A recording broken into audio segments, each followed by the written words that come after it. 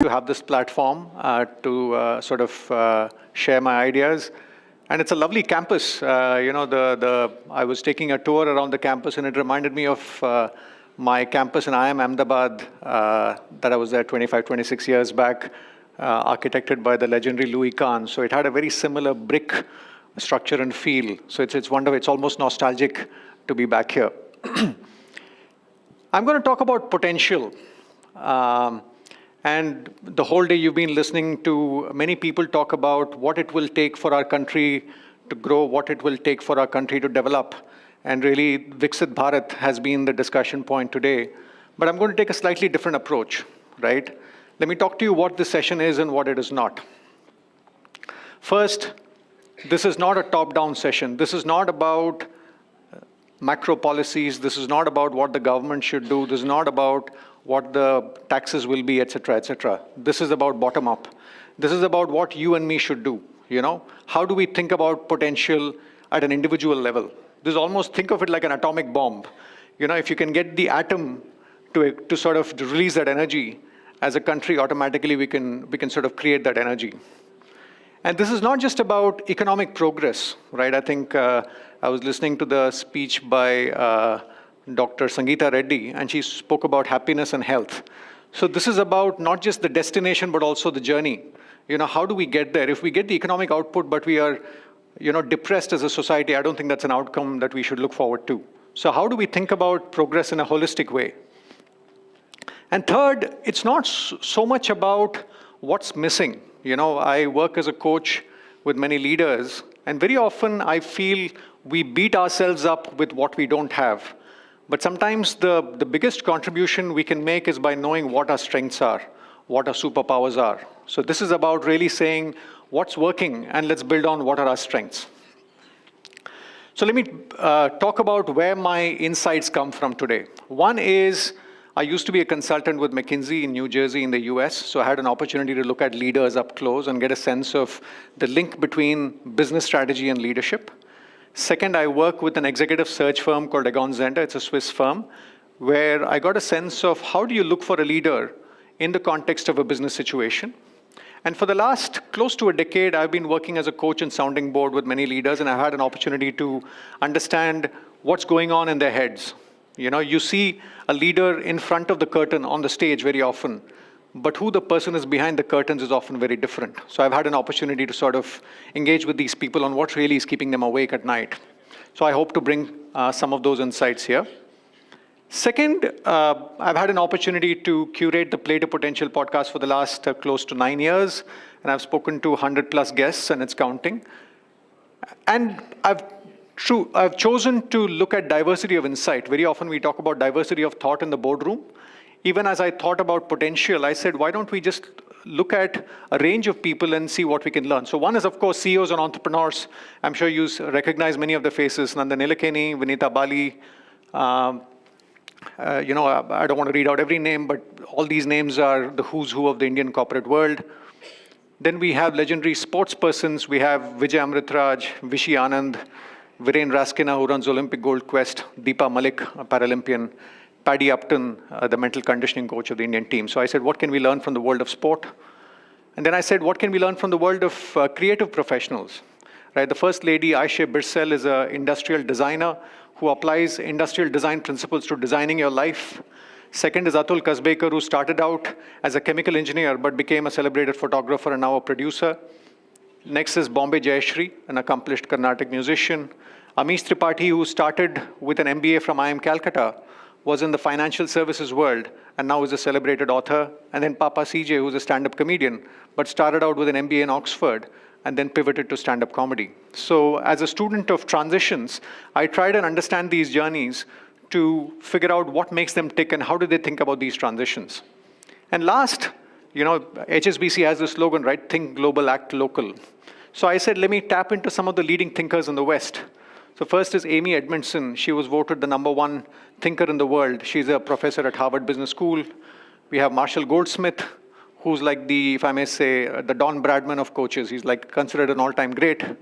Dan Pink, Linda Grattan has written a book, 100-Year Life. Again, if we're all going to live longer, then how do we think about staying relevant in a world that's sort of accelerating change?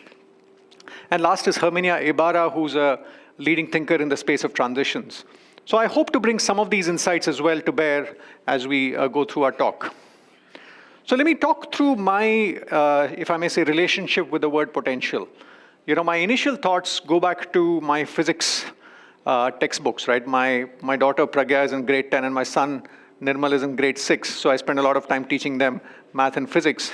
So this is sort of point A is the potential energy of the swing. And at some stage it gets converted to kinetic energy when the swing comes down, right? That's sort of my first brush with the word potential. And implicit in this image is that potential energy is finite. There is a certain finite energy that's stored that gets released. The next the next engagement with the word potential happened when I was a search consultant with Egon Zehnder. We would hire leaders and we would often say you can hire for skills, or you can hire for competencies, or you can hire for potential. To use a simple metaphor from Hindi movies, how many of you are familiar with the Hindi movie Diwar? Clearly, I'm addressing a very different generation here. But there's a term called Lambe Race Ka Ghoda, which is used in that movie. How do you look at that person who's 10 years old and say that this person will become somebody significant, right? How do you look at this and say this person will build one of the largest IT services companies? How do you look at this person and say she will go on to lead one of the largest consumer goods companies in the world, right? So what are the markers of potential? What are the lead indicators? And let me share at least the headlines of what we would look for. First, we would look for judgment. And, it's interesting that the first sub-bullet under judgment is problem finding, not problem solving. In a world with ChatGPT and Gen AI, I think problem solving is getting commoditized. What's becoming premium is actually how do you frame a problem. Just to give you a very simple example, one of the people I spoke to at the podcast was somebody who was an expert at solving the right problem. And he said, many years back, there was this elevator company which was receiving a lot of complaints, saying the elevator is very slow. Many people were complaining that for them to go from floor 1 to floor 50, it took a lot of time. So they assembled a group of mechanical engineers and they said, how do we really make the motor go faster, blah, blah, blah, spent hundreds of thousands of dollars. Till one guy came along and said, it's not that it's taking time, it's probably people are getting bored. Can we have a mirror in the elevator? So the mirrors you see in the elevator are a solution to boredom. So the point is, if we frame the problem differently, then different answers emerge. So in a world of ChatGPT, problem finding becomes that much more critical than problem solving. Second is influence.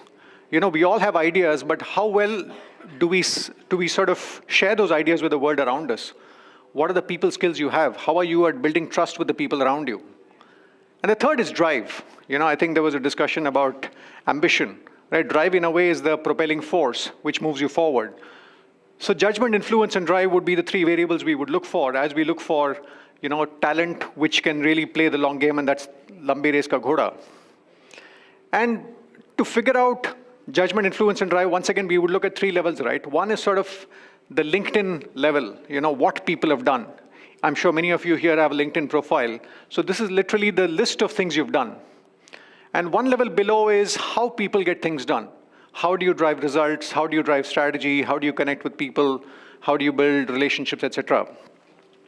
And the lowest level of the iceberg, of people is why do you do what you do, right? And especially if you look at people when they transition, very often you ask them, why did you move from A to B? You often will get a real story of what matters to them. Are they after power? Are they after money? Are they after recognition? Or are they after something else?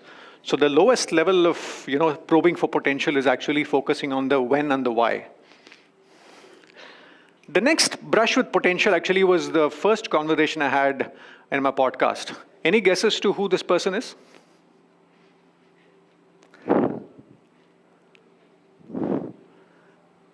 Any guesses now? Sorry? Neil Armstrong. Close. This is Buzz Aldrin, the second man on the moon. Buzz Aldrin, right? So I asked Vijay Amritraj, the legendary tennis player, as I wrap up my podcast, one of the questions I ask is, what does the term play to potential mean to you? And he spoke about an episode when he visited Buzz Aldrin's home in California. I'll just play that audio clip for you. In one of my interviews, one of my guests on one of my talk shows was the second man on the moon, Buzz Aldrin, who was a friend of mine. And when I went to interview him at his home in Westwood in California, you look at all the various accolades and so on and so forth, like we've seen in people's homes and trophies and plaques and so on and so forth. So very few things really catch your eye as you go through pictures and you go through this and that. But there was this one little plaque in the corner that absolutely caught my eye. And I've never forgotten it, and it always is very much in the back of my mind when I do things. And it was stuck in a corner in his living room. And it said, we always tell kids as you grow up, you better do this, if you fulfill your potential, sky's the limit, everything's always sky's the limit, And so that little plaque said, who said sky is the limit when I left my footprints on the moon? Who said sky is the limit when I could leave my footprints on the moon? Now I want to go back to my first mental model with potential, the swing. That sort of implies a certain finiteness. But I think my current working definition of potential is technically it's infinite. It's limited by human imagination, right? And I think there's a couple of lines in Hindi which I think capture it beautifully, right? Jiski jitni udan baki hai, utna hi asman baki hai. So technically I think we are...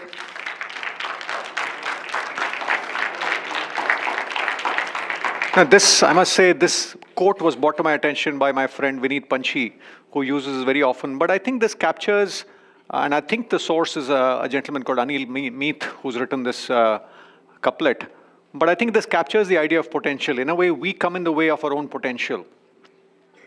And we will never know. One of my clients, actually, at the end of my coaching assignment, I was asking feedback. How did it go? And he asked me, Deepak, you talk about playing to potential. Are you playing to your potential? And my honest response was, I don't know. And sometimes we are a very poor judge of our own potential. Sometimes the people around us might know better. And sometimes we might limit ourselves by aiming here, but maybe our potential is something bigger.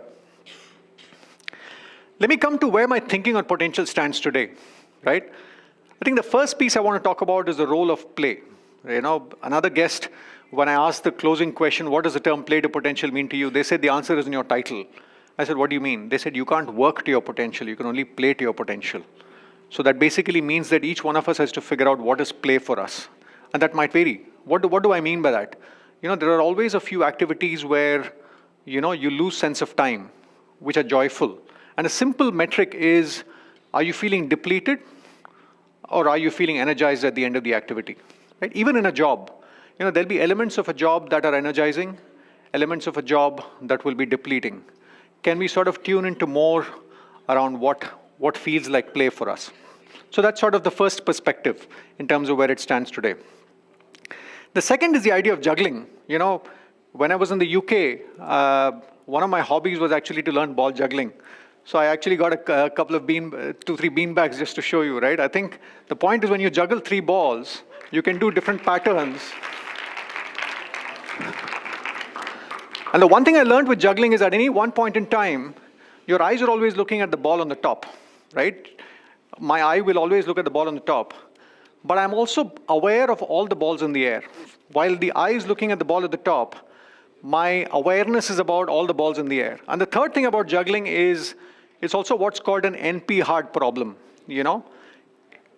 As N increases, the complexity is not linear, the complexity is exponential. So juggling is one of those things where as the number of things we take on, the complexity increases.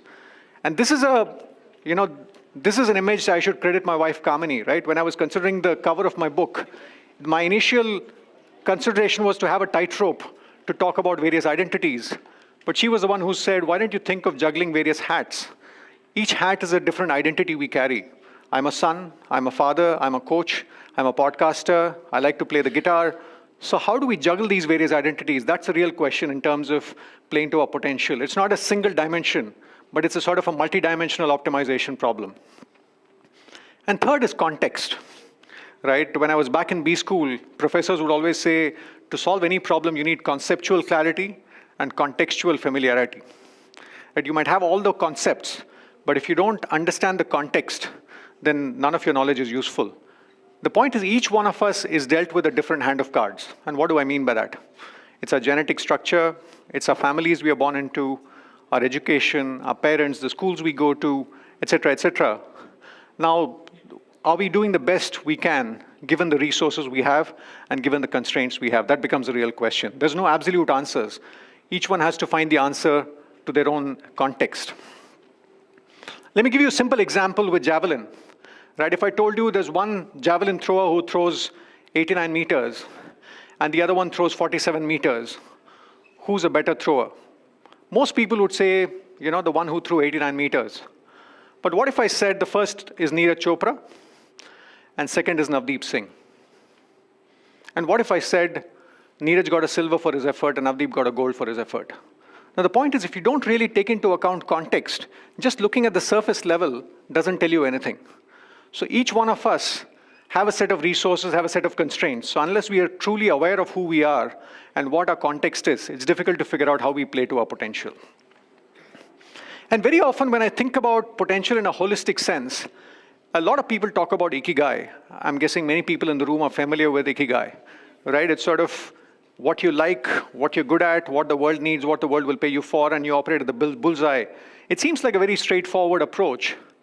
But what I realize is, life is not so simple for us to apply Ikigai. Life is messy, right? And, I love this quote from Abraham Lincoln, who says, when somebody asked him about true north, when he sort of decides to do something devious, they say, what happened to your true north? And he says, a compass will point you to the true north. But the compass will not tell you if there's a well or a desert or a ravine along the way. So in the pursuit of the true north, if you sink in a swamp, there's no glory in it. So to me, when I think about it, a true north cannot do the job of a torchlight. Especially in Indian roads at night. You can't focus, you can't hope for the true north to solve those problems. You need a torchlight or a headlight to navigate the Indian roads. So I wanted to put together an approach which accounted for the messiness of life. And that's what I wanted to share with you. In a way, I capture that in the book, Play to Potential. But the core of the approach is, first is the family context, right? A lot of the literature I see about playing to potential treats life as a solo sport.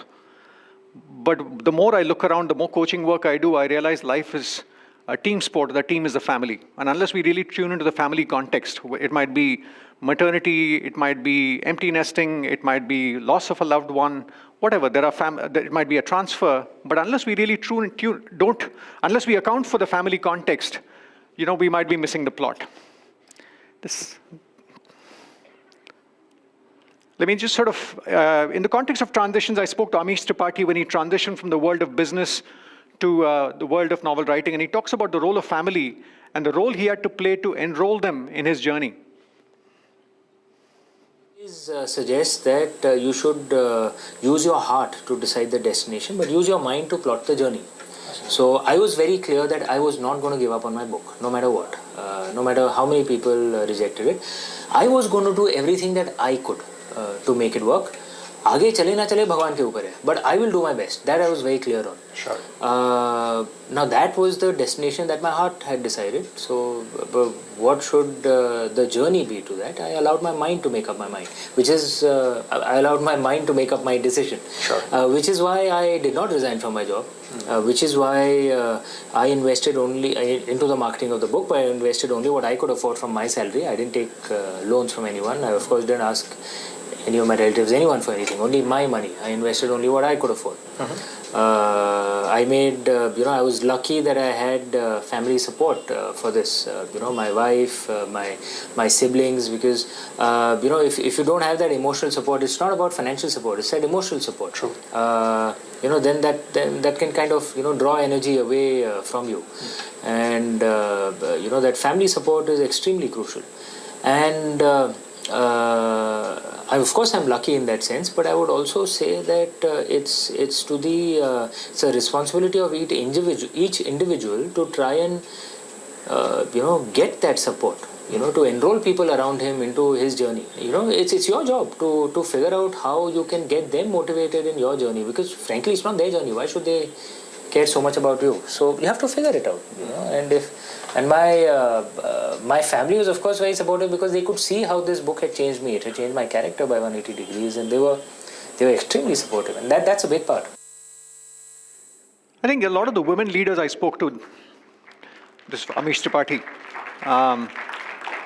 this is specifically relevant to women leaders, right? I think a lot of the women leaders I spoke to, they said around maternity, for example, they had to really create that ecosystem around them. It's very easy to get into a victim mindset, but the really proactive ones that really created that ecosystem around them were able to move forward and have that support for them. And it didn't happen by accident. It required architecting.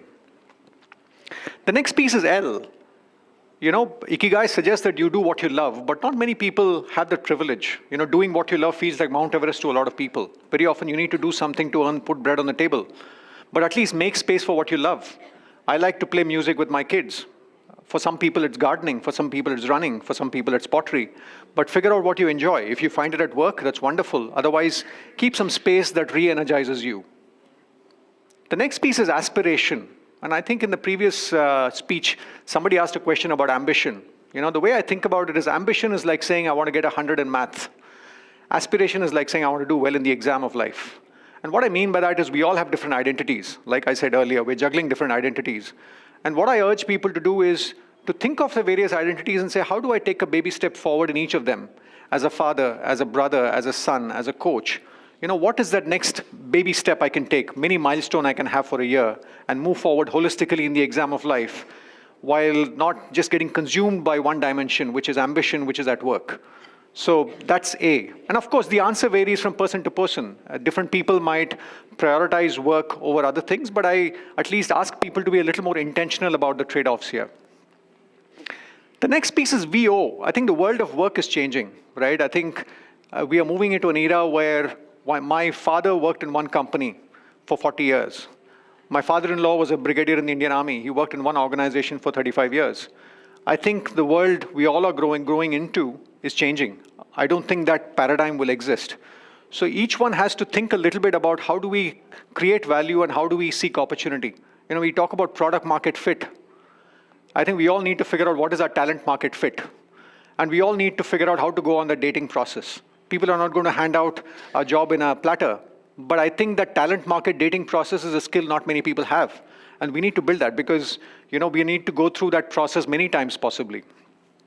And this is particularly relevant for people in transitions, right? We spoke about maternity. And very often I find homemakers, I think one of the earlier sessions, there was a statistic that 17%, a big chunk of the GDP is sort of efforts in homes but are not captured. But what I notice is home can sometimes be a low feedback and a low gratification, low feedback loop and low accountability or a low traceability kind of a situation. And a lot of people get into self-worth issues. Similarly, people who are going through retirement, who are going through a significant transition after work. So one thing I've noticed is people who ask the question, how can I be of value? Maybe by volunteering, maybe by doing something small, maybe by participating in a not-for-profit, maybe by sitting on a board. Sometimes when you sort of contribute to the world around you, I think it sets off a virtuous cycle. So how do I be of value?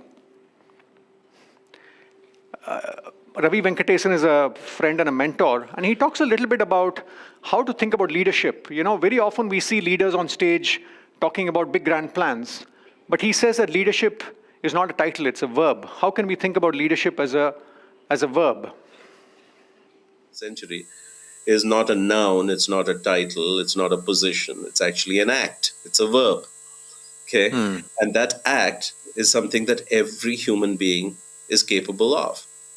And so I give examples like Padma Shri. I give an example of a young boy who lives in a slum, a garbage dump in Ahmedabad and goes to a Teach for India school. I give an example of a young mentee of mine who's now a successful young woman who started Kids for Code, etc. And I said, look, none of these cases did they have any formal authority.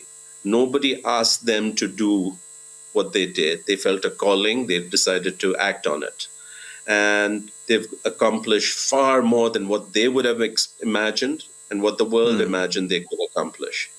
And so to me, this is the most powerful, inspiring model for how we create a functioning society, how we create a functioning planet. which is leadership comes from anywhere and everywhere. It's ordinary people doing extraordinary things, not about extraordinary people. Absolutely. I think leadership is about what each one of us can do. The next piece, very quickly, I'm mindful of time. Next piece is investing in yourself, both skills and capabilities to stay relevant, but also investing in physical health, mental health, spiritual health, right? I think if we want to play the long game, like Dr. Sangeeta Reddy said, we need to focus on our health and happiness. And the intangible balance sheet is going to be as important. And the last pieces are relationships, both relationships with friends and family, but also relationships in the workplace. The longest study of happiness in Harvard basically said, if there's one variable that predicts happiness in the long run, it's the quality of relationships that people have. And every now and then, just like we talk about flavor in the context of ice creams, we talk about flavor of the season. I think we all go through different seasons in our life, and we need to rediscover the flavor of the season. The way I balance the wheel in my 30s is different from the way I balance the wheel in my 40s. So that keeps evolving. And what we need for that is self-awareness, right? I think the previous session, the speaker spoke about the criticality of self-awareness. But I think the nuance here is, one is sort of reflecting our way to self-awareness. The other is seeking feedback.